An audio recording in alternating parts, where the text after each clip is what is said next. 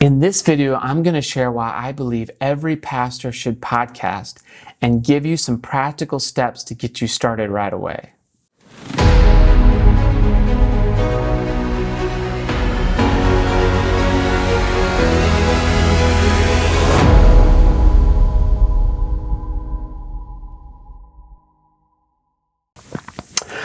All right, well, I'm going to assume that you've already seen the film Adventology Story. And so I'm just going to kind of go back over some of the points that I made in the film as we get started in this video today. So as Seventh-day Adventists, and I'm assuming that you're Seventh-day Adventists if you've seen the film. If not, you can apply this to your own church tradition, background. But as Seventh-day Adventists, we believe that we've been given the mission to preach the three angels' message to the whole world, and they're found in Revelation chapter 14, 6 through 12. And so historically, for 175 years, this has been kind of the unique calling card of the Seventh-day Adventist Church. And there's been a multitude of ways that we have interpreted those verses and taught those verses, but generally speaking, the theme remains pretty consistent around righteousness by faith, and which causes us to keep the law of God, including the seventh-day Sabbath. And then we're in the context of the judgment and the soon coming of Jesus. So those three things, I would say, are kind of like the kernels of the Adventist message that really bring a lot of urgency to our message and traditionally our evangelism, right? So over the years, we have done many different things. I mean, the mission pretty much started to some degree through media, through James White. I'm sure you're familiar with the Review and Sabbath Herald that he began out of his own house, actually. And actually, when in the film at the beginning, you probably saw that I shared a quote from a vision that Ellen White received, and she shared with her husband to encourage him to start that little paper. And of course, it says here in Life Sketches, page 125, she said, "After coming out of vision, I said to my husband, I have a message for you. You must begin to print a little paper and send it out to the people. Let it be small at first, but as the people read, they will send you means with which to print, and it will be a success from the first. From this small beginning, it was shown to be like streams that went clear around the world." Wow. I love that, because when you think about it, what is she seeing? She's seeing this little tiny paper that through the end of time, the inspiration goes to the whole world. So I don't believe she was speaking literally about the Review and Herald when she wrote that vision. I think what she was seeing was the spirit behind it, right? The media ministry of the Seventh-day Adventist Church was going to go around the world like streams of light. And so traditionally, we've done all kinds of different types of media ministry. Besides the print ministry, of course, we are pioneers in the radio ministry with HMS Richards and the Voice of Prophecy. And of course, we were early pioneers in television evangelism with It Is Written. And over the years, we created several other television ministries. But as we have kind of shifted into the internet age, and many people have stopped watching television, stopped watching satellite TV, stopped consuming content in the way they once did in the past. Traditional types of evangelism, even traditional types of media evangelism, are no longer as effective as they once were. You see, the day of the celebrity minister is gone. And we've moved into more of a niche, we've moved into more of a tribal, kind of organic world that people want to discover on their own, right? So they're not necessarily all being funneled into these traditional avenues by which we used to be reached, even the mail, right? We used to send flyers in the mail and say, hey, come out to our church. Or we'd assume that they were watching television and flipping through the channels. Well, guess what? They're not doing that anymore, right? And they're not responding to the mailers like they once did. And so we can put money into these older traditional style outreaches, but we're getting less and less return for our money. I talked about this in the film to a certain degree. And so this has created a problem, right? So we have less money coming into the church, and yet it costs more and more to get the message out. And so for me, that was a challenge, right? Because I do believe in our message. I believe in our mission. And, I have a passion for it. When I was 22 years old, it was really the message of the church that drew me in more than the people, right? More than the structure. It was the message. And so I think it's still the message. It's compelling. And those who are being inspired by the Holy Spirit, they're looking for truth, just like I was. And so how do we reach them, right? And so my thought is that we leverage the pastors and lay people and young people in our church and equip them to begin creating content in their own unique voice and reaching the people within their own social circles. Because we do live in this unique time where we all kind of have a social network, and most of us have about 1,000 to 2,000 people maybe that we have ability to connect with. Now that may be a little high, but let's just assume that most people, have that many people in their social network. So yeah, we may not be individually reaching a ton of people, but if collectively we could leverage all the knowledge, all the experience of our ministers and our truly converted members in the church, and we had them start recording themselves in different ways. I think audio recording is the easiest way to get started, but some people may be gifted in video, and that's fine. This is not a one stop shop here where I'm just saying, hey, you got to do podcast evangelism. No, that's just what worked best for me. But when I was thinking about how I could continue to share the message that I was passionate about, and yet do it in a way where I wasn't throwing money away, it seemed like, and still feeling frustrated by seeing less and less results from my outreach. I was inspired. A couple of years ago, I listened to podcasts, have for several years. And one of the podcasts I listened to is the Leadership Podcast with Carey Nieuwhof. And one time, I don't know, I guess it was about a year and a half ago, he wrote an article, and he was essentially encouraging pastors, and he was saying, look, this is the future. We need more pastors out there doing apologetics in the podcast genre. And it really hit me that that was something that I could do.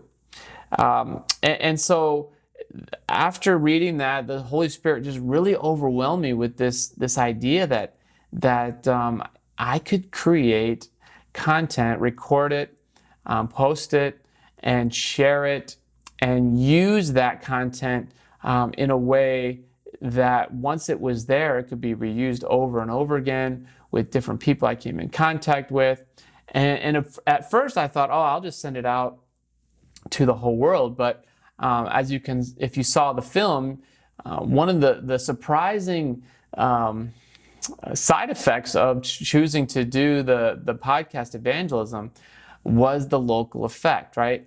Because what I noticed was not only did it actually connect with people in the community because these were people who already knew me.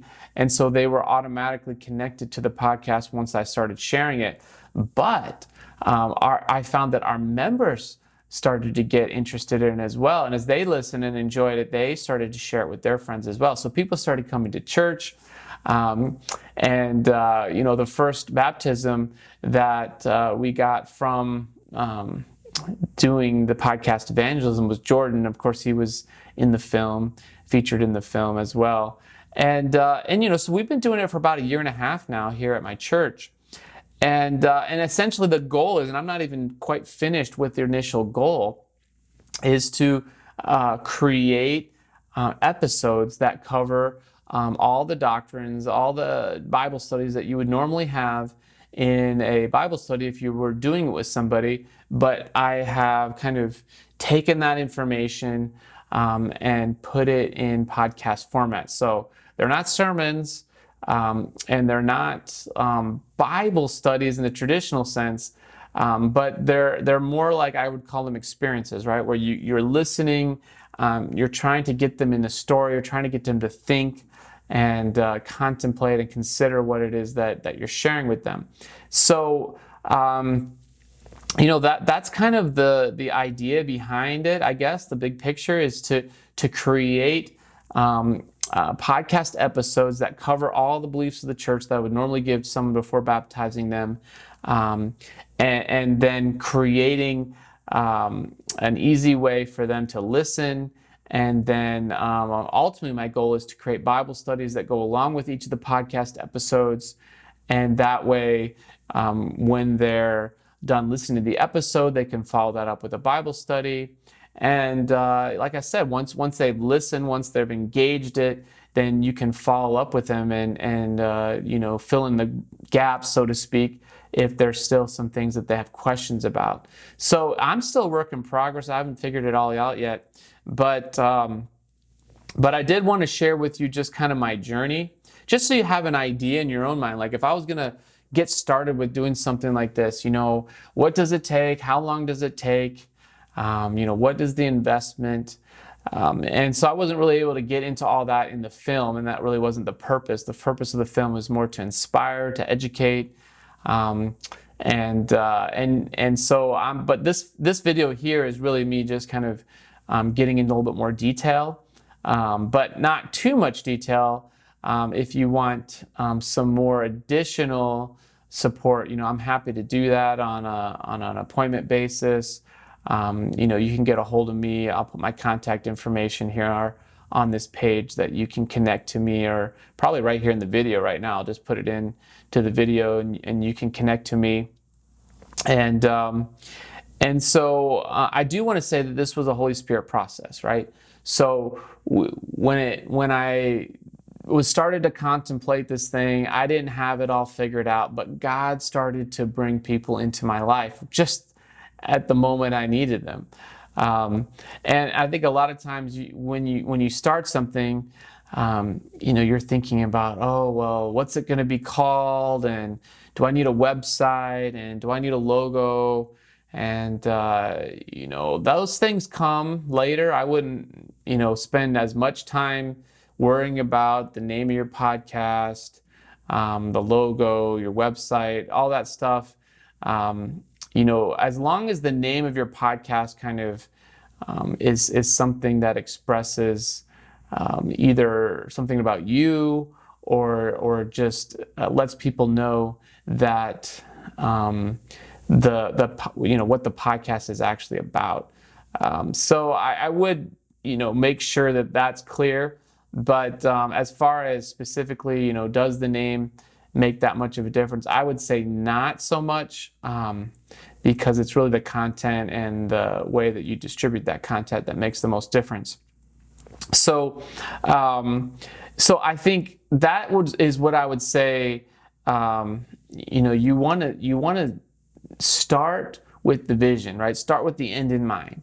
You don't want to just start the podcast just to start it, right? You need to think about what it is you want to do. I would recommend, if you're doing this for evangelistic purposes, that you commit to 15, 20, 25 episodes that would cover the topics that you would cover with someone in an evangelistic series or a Bible study.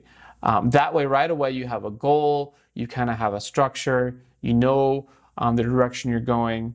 And if you don't have that, the problem is you're going to probably just do a couple episodes and then burn out, right? Because it is a lot of work, and the learning curve at the beginning is steep, just like learning anything new. So if you don't have something that's going to push you through that time, you're probably not going to make it. So I definitely want to recommend, outlining at least 15, 20, 25 episodes before you get started. Again, just as long as the name of your podcast reflects the vision behind it, you're good to go.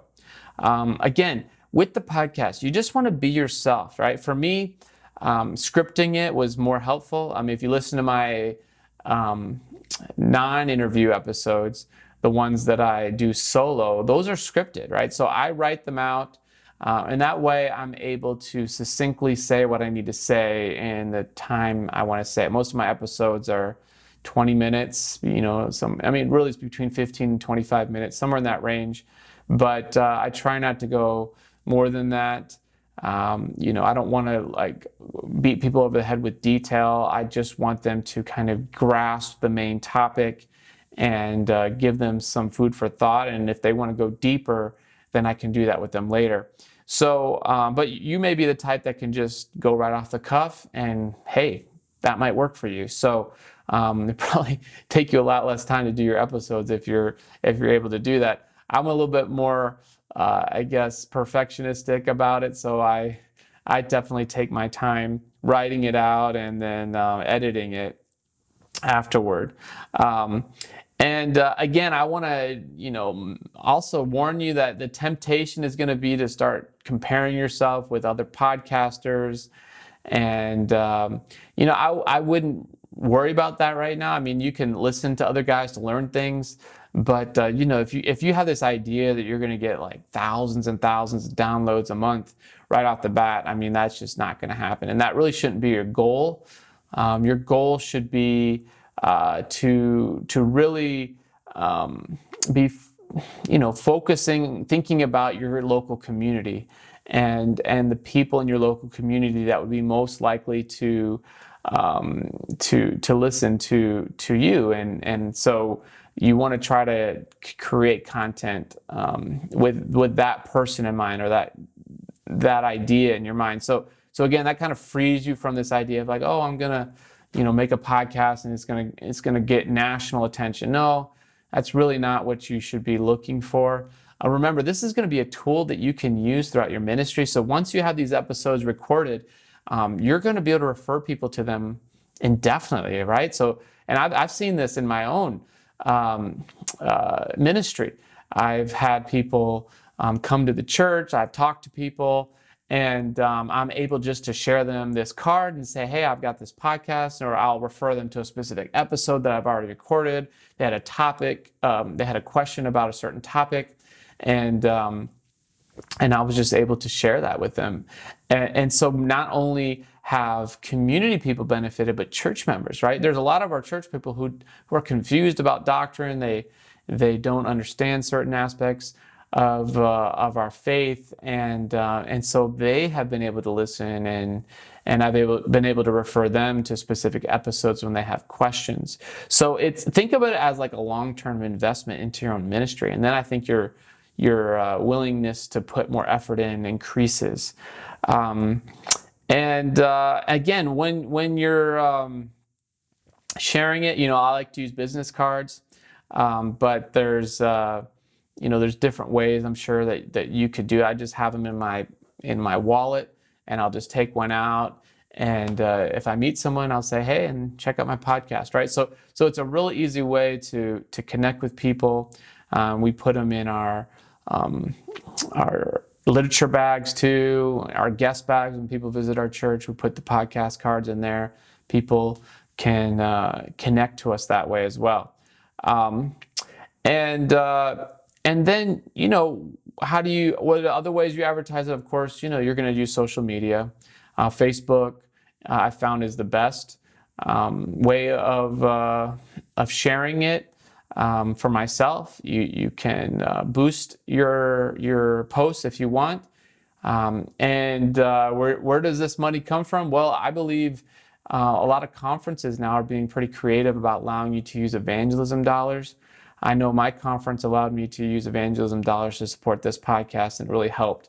So, if you're doing this for mission, there's no reason why you couldn't use local evangelism dollars to support this project. And then I think, that relieves some of the financial burden. I've seen some podcasters just try to do it all themselves, and they say, "Oh, I want my content to be my own. I don't want it to be, I don't want the church to be involved." No, I would say as a pastor that your church is your friend. I found that the church has supported my podcast very well, and beyond my wildest expectations. So definitely get your church involved. They're actually going to really enjoy that. They're going to want to support you. And you'd be surprised how much of your local church is really going to enjoy going on the journey with you. And then when it comes down just to creating episodes, like I said, going back to that whole idea of stats, you're gonna see how many people are listening to your episode. There's no way to avoid that. You want to know that, right? You want to know, just because that's part of measuring your success. But I want to say, when I started, there was a long period where it was just flat. It was like every month, it was like the same number of downloads, and yet I just kept pushing forward. I kept producing content, kept creating more, and again, it wasn't about the stats, but I have to admit, I started to get concerned after a while. It's like, well, why isn't the podcast growing? And what I realized is what I was doing during that time was I was deepening my roots, right? So the faithfulness that I was putting in to just producing those episodes, it paid off later, because it wasn't until about 9 months into the podcast that I really started seeing the stats take off. And I'm still seeing growth to this day. And it's not as big as, maybe someone else's podcast that I've asked other guys, what kind of download stats they get just out of curiosity. And there's definitely other guys who get way more downloads than me. But again, don't measure yourself against others. Just look at yourself. If you're making that steady growth, even if you're plateauing for a little while, just remember you're digging deeper roots, so that you can grow more later on. And so I would just be prepared for that. If you dedicate it to God, really it takes the pressure off, right? And I would say, it's the same supernatural experience that you've probably had as preaching, where you felt the Holy Spirit kind of take over in a sermon. You're going to experience that too in podcast evangelism if you are doing it for those same reasons. So again, I think the pressure gets taken off when you know who you're doing it for. Don't let it consume you. Don't take it too seriously. I mean, I wouldn't say, don't just, you do need to put effort into it, but don't let it consume you. You still have to do your other pastoral duties. You still need to, if you're in school, you need to do school. There's other aspects of your life. You have a family. Don't let it consume you.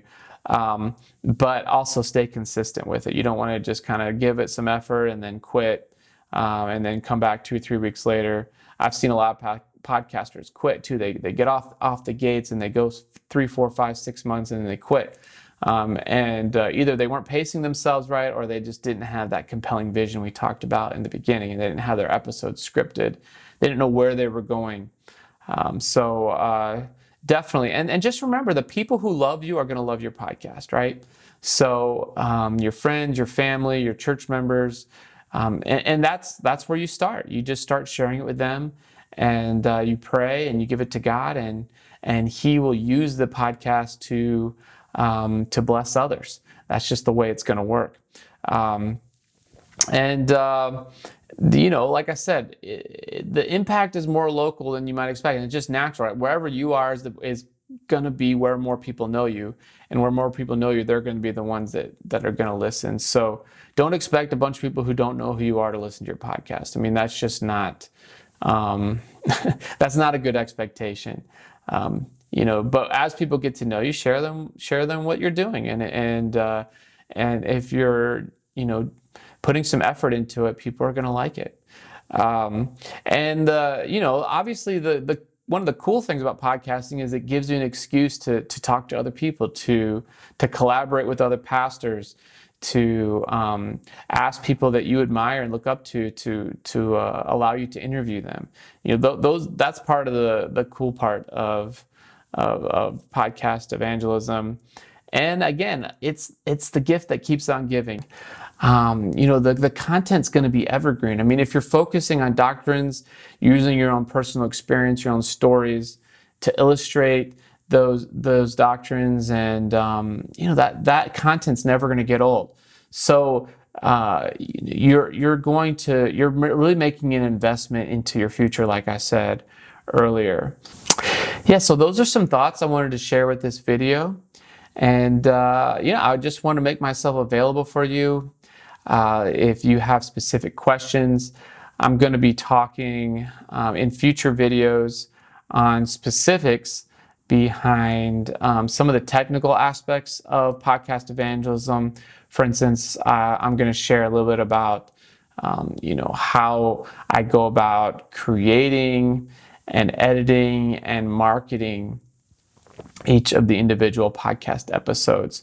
So definitely tune in to those 3 videos that will be upcoming: creation, editing, and marketing, because those are all important parts. You can't just create, you can't just edit, you can't just market. You really need to do all 3 of those things. What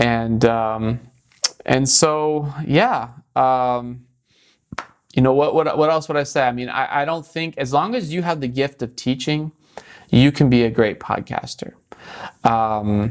We need more churches and pastors and elders and young people out there, just creating content, sharing the gospel, sharing the message of salvation, sharing the good news of Jesus soon coming, and the warning that we are living in the judgment hour.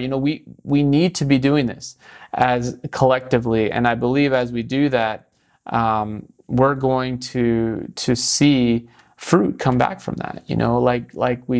Like I shared in the beginning with the quote from Ellen White, where she saw from this small beginning, it was shown to me like streams of light that went clear around the world. So hey, now's the time to do it.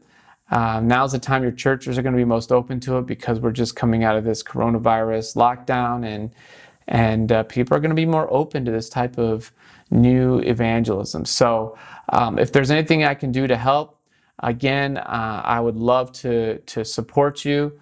You can reach out to me, you can email me, and we can arrange to chat more. But I just want to encourage you, don't whatever has been inspired in your heart by the Holy Spirit, don't let that go.